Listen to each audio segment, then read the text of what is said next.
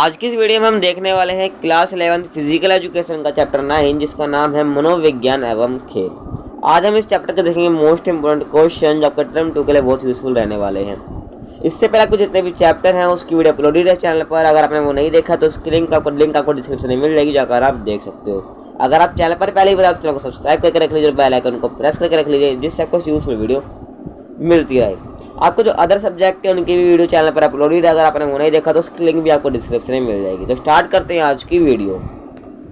आज का जो हमारा पहला क्वेश्चन है कि खेल मनोविज्ञान से आप क्या समझते हैं। उससे पहले आपको मनोविज्ञान का मतलब होना चाहिए। मनोविज्ञान मतलब होता है कि व्यवहार, जो व्यक्ति का व्यवहार किस प्रकार का, जो यानी मनोविज्ञान होता है वो व्यवहार से संबंधित होता है किसी व्यक्ति के। ठीक है, तो देखते हैं कि खेल मनोविज्ञान क्या होता है। तो खेल मनोविज्ञान वह क्षेत्र है जो मनोविज्ञान तथ्यों, सीखने के सिद्धांतों और प्रदर्शन और खेलकूद में मानवीय व्यवहार के संबंधों में लागू होता है। जो खेल मनोविज्ञान होता है वो किसी खिलाड़ी के मानवीय व्यवहार से संबंधित होता है, चाहे उसका सीखने के ऊपर हो, चाहे उसके प्रदर्शन के ऊपर हो, चाहे वो उसके अंदर खेल कूद में हो। ठीक है, उसका व्यवहार के संबंधों में लागू होता है खेल मनोविज्ञान। ठीक है, क्लियर यहाँ तक। अगला क्वेश्चन है कि खेल मनोविज्ञान के महत्व को स्पष्ट कीजिए। अब आपको बताना है जो खेल मनोविज्ञान है उसका महत्व क्या है। तो देखते हैं, इसका आंसर समझते हैं। तो पहला जो इसका महत्व है वो है प्रदर्शन में सुधार। अब जो खेल मनोविज्ञान के वजह से प्रदर्शन में सुधार किस प्रकार से होता है उसको जानते हैं। तो खेल मनोविज्ञान एथलीटों या खिलाड़ियों को अपना सर्वश्रेष्ठ प्रदर्शन करने के लिए आत्मविश्वास में सुधार करने में सहायता करते हैं। ठीक है, खेल मनोविज्ञान का ज्ञान खिलाड़ियों को वैज्ञानिक तरीके से उनके व्यवहार में परिवर्तन कर उनके प्रदर्शन और व्यक्तित्व में सुधार करता है। अभी मैंने आपको बताया जो मनोविज्ञान होता है वो व्यक्ति के व्यवहार से संबंधित होता है। ठीक है, अब चाहे वो प्रदर्शन में अपना व्यवहार किस प्रकार दिखा रहा है तो उसको भी हम क्या कहेंगे, खेल मनोविज्ञान कहेंगे। तो उसी प्रकार क्या है, उसके जो व्यवहार को जानकर उसको मनोविज्ञान रूप से क्या तैयार किया जा सकता है प्रदर्शन के लिए। ठीक है, जिससे जो खिलाड़ी है वो अच्छे तरीके से क्या तैयार हो पाएगा, अच्छे से प्रदर्शन कर पाएगा खेल के लिए। तो वही बात है कि प्रदर्शन में सुधार के लिए जो खेल मनोविज्ञान है इसका बहुत महत्व होता है। ठीक है, अब इससे क्या है, उसके जो व्यवहार को जान के उसके प्रदर्शन में सुधार हम कर सकते हैं। अब उससे क्या, उसका जो आत्मविश्वास है उसमें सुधार होगा। ठीक है, किसके द्वारा, खेल मनोविज्ञान के द्वारा।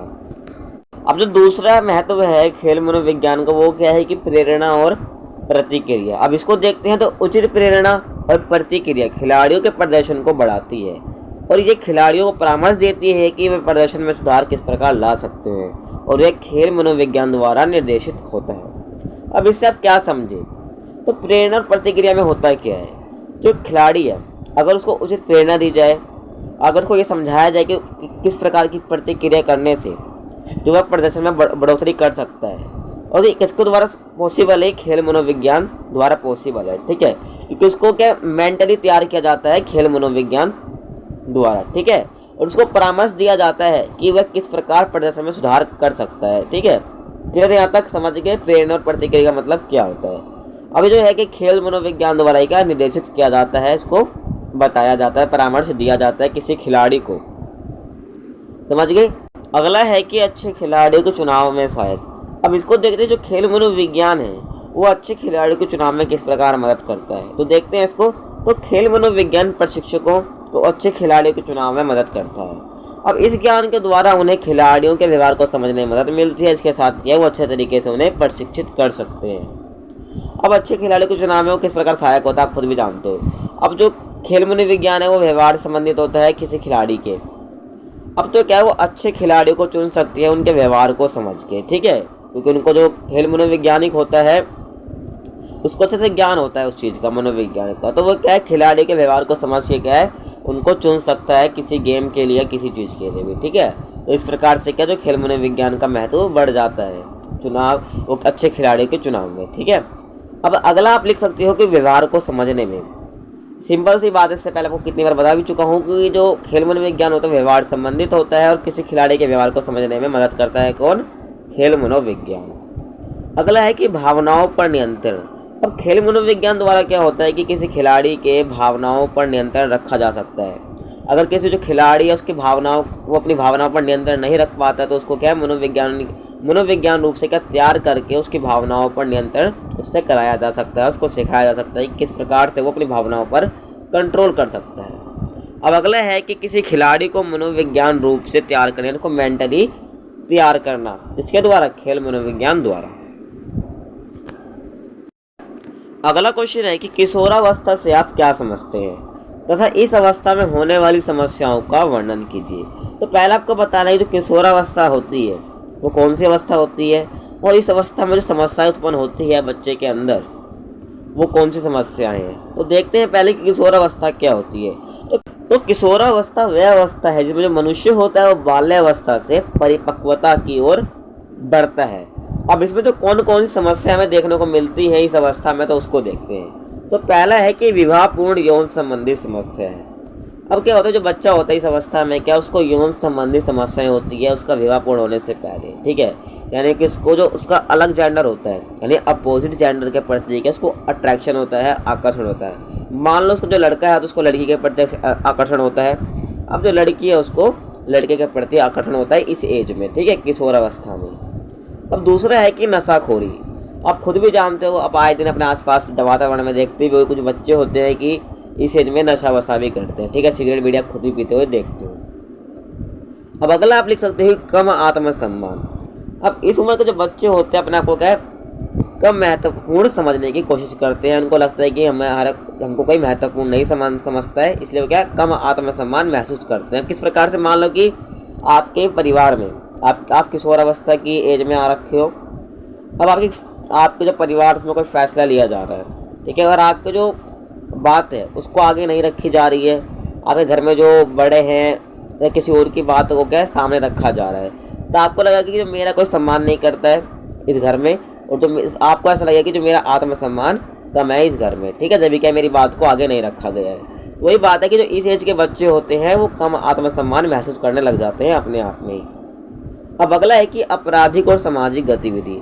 अब इस एज के जो बच्चे होते हैं वो आपराधिक और सामाजिक गतिविधि भी क्या करने लग जाते हैं, ठीक है, मतलब बहुत ज़्यादा बच्चों में से बहुत कम बच्चे जो होते हैं वो आपराधिक और सामाजिक गतिविधि में क्या वो करते हैं।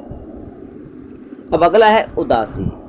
अब ये कॉमन सी बात है, जो इस एज के बच्चे होते हैं वो बहुत जल्दी ही उदास हो जाते हैं, ठीक है, किसी भी बात को लेकर। अब अगला है कि इस एज में क्या होता है आत्म जागरूकता में वृद्धि हो जाती है बच्चे के अंदर, ठीक है, यानी उसके अंदर क्या जागरूकता से वो परिपूर्ण हो जाता है। अब अगला है कि करियर चुनाव समस्या।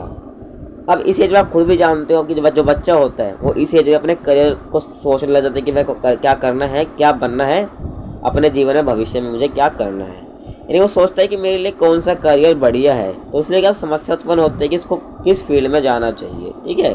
क्लियर, आप खुद भी जानते हो कि जैसे बच्चा 10वीं पास करता है तो सोचते हैं कि कौन सी स्ट्रीम लूँ जो मेरे लिए भविष्य में लाभदायक होगी। तो उस प्रकार है कि जो किशोरावस्था होती है इसी एज में क्या है वो करियर के चुनाव की समस्या उसके सामने आती है। अब अगला और जो लास्ट समस्या मैंने लिखी है कि भावनात्मक समस्या। आप खुद भी जानते हो कि इस एज में जो बच्चा होता है वो भावनात्मक रूपपूर्ण होता है, ठीक है, वो अपनी भावनाओं पर नियंत्रण नहीं रख पाता है, तो उससे क्या जो भावनात्मक समस्याएं उत्पन्न होती है। तो ये थी किशोरावस्था की कुछ समस्या जो किशोरावस्था में होती है, ठीक है। मैंने आपको बताया जो किशोरावस्था वो कौन सी एज होती है और इसमें कौन सी समस्या हमें देखने को मिलती है। क्लियर यहाँ तक? अगर फिर भी कोई डाउट आता तो मेरे से कमेंट सेक्शन में पूछ सकते हो, ठीक है। अगला क्वेश्चन है कि किशोरावस्था में होने वाली समस्याओं का किस प्रकार समाधान किया जा सकता है। यहाँ पर समाधान वर्ड गायब है, तो आप समझ जाना कि जो क्वेश्चन का मतलब क्या है कि किशोरावस्था में होने वाली समस्या है उसको किस प्रकार निपटाया जा सकता है, उसका समाधान किस प्रकार किया जा सकता है, इसका वर्णन कीजिए। तो देखते हैं इसका आंसर और समझते हैं। तो पहला आप लिख सकते हो कि मनोविज्ञान की जानकारी। आप खुद भी जानते हो मनोविज्ञान होता है उसमें आपको क्या मेंटली स्ट्रॉन्ग किया जाता है, उसमें आप अपनी भावनाओं पर नियंत्रण करना सिखाया जाता है। तो वही बात है कि जो किशोरावस्था में जो बच्चे होते हैं उनको मनोविज्ञान की जानकारी होनी चाहिए। मान लो कि उनको अट्रैक्शन हो रहा है किसी अलग जेंडर के प्रति, तो उस सिचुएशन में उनको क्या करना चाहिए और कैसे उससे बचना चाहिए।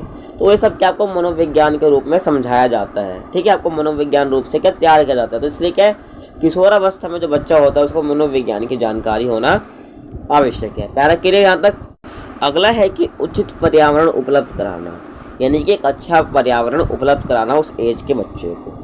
अब मान लो कि उसको गंदा पर्यावरण उपलब्ध कराया जा रहा है, मान लो जो बच्चा है वो ऐसी जगह पर जा रहे हैं जहाँ सारे जो ऐसे ही बच्चों के साथ मिल रहा है जहाँ पर सारे जो क्या है नशा वगैरह करते, तो क्या वो वैसी आदत ग्रहण कर लेगा, क्योंकि जैसी संगत होती है क्या वैसे बच्चे पर प्रभाव पड़ता है। तो उसी प्रकार से क्या है, जो एक बच्चा होता है किशोर अवस्था का, उसको उचित पर्यावरण उपलब्ध कराना बहुत जरूरी हो जाता है। ठीक है, अब अगला आप लिख सकते हो कि सही यौन शिक्षा देना। ठीक है, जो मैंने आपको बताया किसी अदर लिंग के प्रति क्या है उसको अट्रैक्शन होता है, तो ऐसे में क्या वो बहुत गलत कदम उठा लेते हैं। ठीक है, और उनको क्या शारीरिक समस्याओं का सामना करना पड़ जाता है। तो ऐसे में क्या उनको सही यौन शिक्षा देना बहुत जरूरी हो जाता है। ठीक है, जिससे कि वो अपने शरीर को हार्म ना पहुंचा पाए। क्लियर, यहाँ तक समझ गए इसको। अब अगला है कि किशोरों के साथ उचित व्यवहार। ये जो किशोर अवस्था के जो बच्चे होते हैं वो जल्दी क्या आक्रामक रूप का जो व्यवहार वो उत्पन्न करते हैं, जल्दी ही चिड़चिड़े हो जाते हैं। तो उनके साथ क्या उचित व्यवहार हमें रखना चाहिए, किसी भी व्यक्ति को उनके साथ अच्छा व्यवहार करना चाहिए। ठीक है, अब अगला है किशोरों के विभिन्न रुचि और बौद्धिक स्तरों को संतुष्ट करना। अब ये किशोर अवस्था वाले जो बच्चे होते हैं उनकी रुचि किस प्रकार में है, उनको क्या बौद्धिक रूप से संतुष्ट करना बहुत जरूरी हो जाता है। ठीक है, वरना वो किसी भी चीज़ को लेकर गलत कदम उठा लेते हैं बहुत जल्दी। ठीक है, अगला है कि उचित धार्मिक और नैतिक शिक्षा देना। ठीक है, इस स्टेज में जरूरी हो जाता है बच्चे होते हैं उनको धार्मिक शिक्षा भी दी जानी चाहिए और उनको नैतिक शिक्षा भी दी जानी चाहिए। कि जो अब नैतिक शिक्षा में क्या होता है, उसमें सिखाया जाता है कि अपने बड़ों का आदर किस प्रकार करना चाहिए, व्यवहार किस प्रकार से रखना चाहिए, अपने बुजुर्गों के प्रति अपने जो हमारे कौन कौन से कर्तव्य होते हैं घर के प्रति, वो सब सिखाया जाता है नैतिक शिक्षा के अंदर। ठीक है, और धार्मिक शिक्षा का मतलब आप खुद भी जानते हो। ठीक है, तो उनको क्या देनी चाहिए इस एज के बच्चों को धार्मिक शिक्षा और नैतिक शिक्षा। अगला है कि व्यवहारिक शिक्षा का प्रबंध। अब इस एज के जो बच्चे हैं उनको व्यवहारिक शिक्षा देनी चाहिए कि किस प्रकार का आपको व्यवहार रखना चाहिए, कहाँ पर कैसा व्यवहार आपको रखना चाहिए, इस प्रकार की शिक्षा का प्रबंध किया जाना चाहिए। ठीक है, इस एज के बच्चों के लिए। अब अगला है कि किशोरों के लिए भावनात्मक प्रशिक्षण। अब वही बात मैंने आपको बताई, जो इस एज के बच्चे होते हैं अपनी भावनाओं पर कंट्रोल नहीं कर पाते हैं किसी भी चीज़ को लेकर, तो इसलिए क्या उनको भावनात्मक प्रशिक्षण देना चाहिए। ठीक है, यानी इनको ट्रेनिंग दी जानी चाहिए इस चीज़ की। क्लियर, यहाँ तक समझ गए। मैं आपको बता दी कौन कौन सी समस्याएं उत्पन्न होती है वो हम देख चुके हैं क्वेश्चन में, और उससे किस प्रकार से निजात पाया जा सकता है वही मैंने आपको बता दिया। क्लियर यहाँ तक। अब अगला जो क्वेश्चन है क्वेश्चन नंबर 4 कि वृद्धि और विकास की परिभाषा लिखिए। आपको बताना है कि वृद्धि वर्ड क्या होता है और विकास क्या होता है। ठीक है, आपको दोनों में अंतर बताना चाहेंगे, परिभाषा भी आपको लिखनी है। तो पहले देखते हैं वृद्धि को।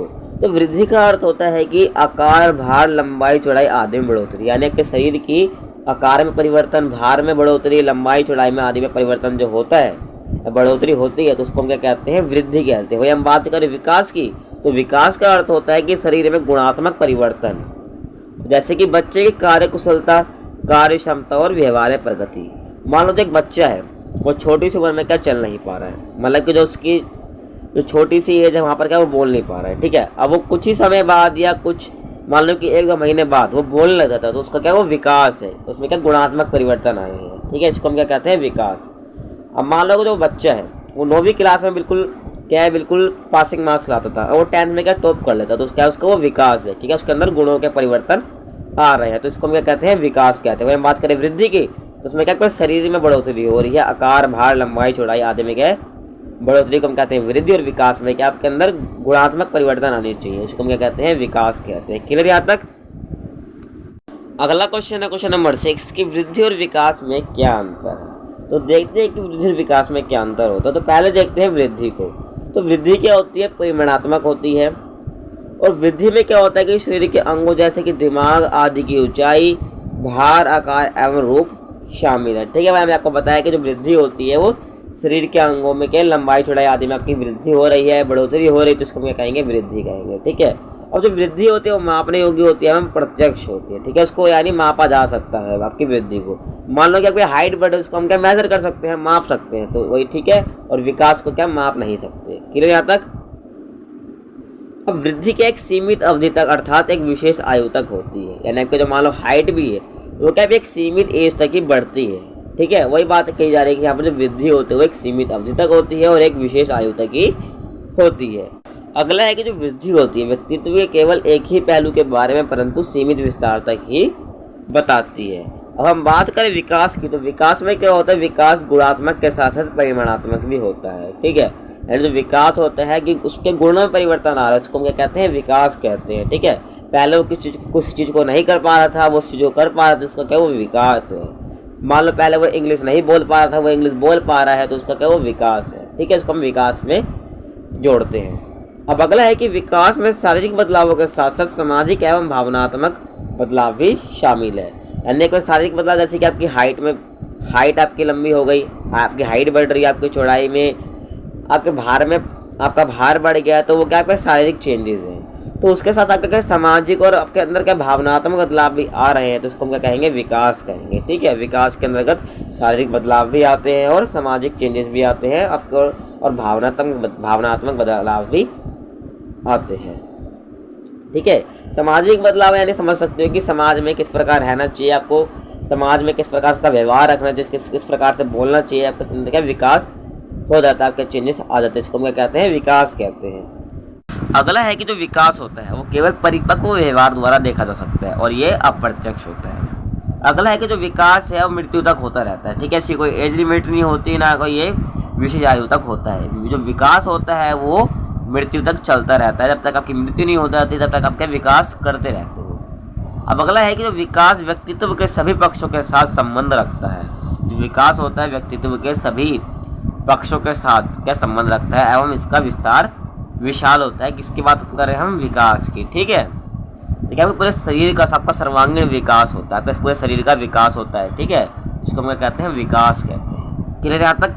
तो ये थी हमारी आज की वीडियो हमारे पर समाप्त होती है। अगर वीडियो अच्छी लगी तो वीडियो को लाइक कर दीजिए, वीडियो को शेयर कर दीजिए। अगर चैनल पर पहली बार आया तो चैनल को सब्सक्राइब कर रख लीजिए, जिससे आपको यूजफुल वीडियो मिलती रहे। तो मिलते हैं आपसे अगली वीडियो में, जब तक के लिए जय हिंद, जय भारत।